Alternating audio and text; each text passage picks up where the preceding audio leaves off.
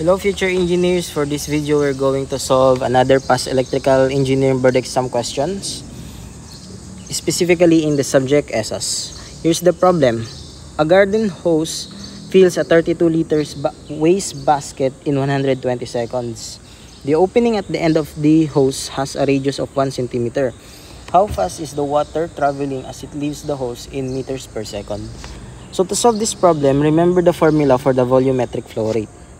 So the formula for the volumetric flow rate is Q is equal to AV, where Q is the volumetric flow rate, A is the cross-sectional area, and V is the velocity of flow. We also need the formula for the area of the circle. So A is equal to pi r squared, where A is the area and R is the radius. So now that we have the needed formulas, we can finally solve this problem. So it says that a garden hose fills a 32 liters waste basket in 120 seconds. So our volumetric flow rate Q is 32 liters per 120 seconds. But we need this to convert to cubic meters per second to arrive at the correct unit of velocity, which says meters per second. So remember that 1 cubic meter is equal to 1,000 liters.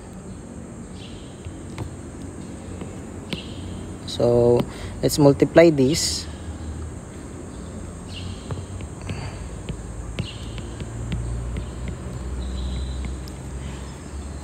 Now let's solve for the cross-sectional area.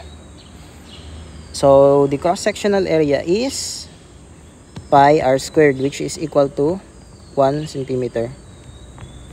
The r is equal to 1 centimeter.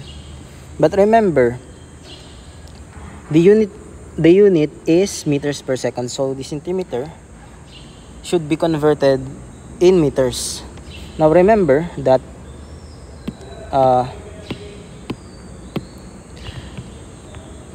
1 meter is equal to 100 centimeters.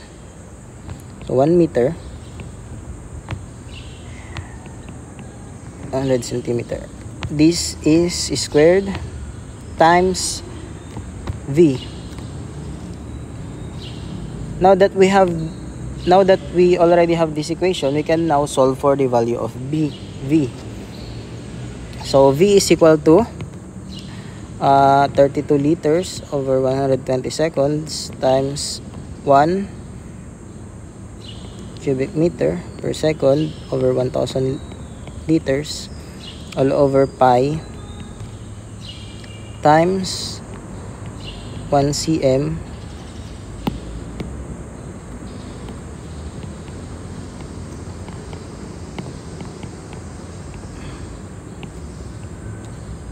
So let's input this in the calculator.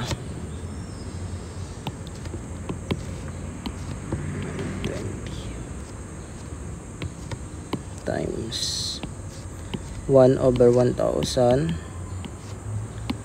over pi times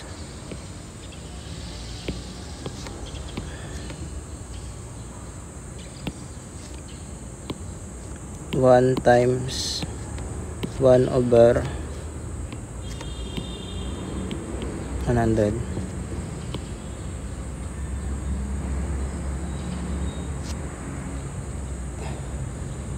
So the value of V is 0.8488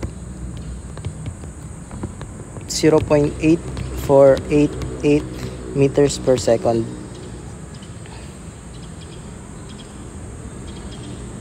So the answer for this problem is letter C. That is approximately equal to 0.85 meters per second. So that's all for this video. Thank you for watching, and please consider subscribing to my YouTube channel to help it grow. God bless future engineers, and thank you.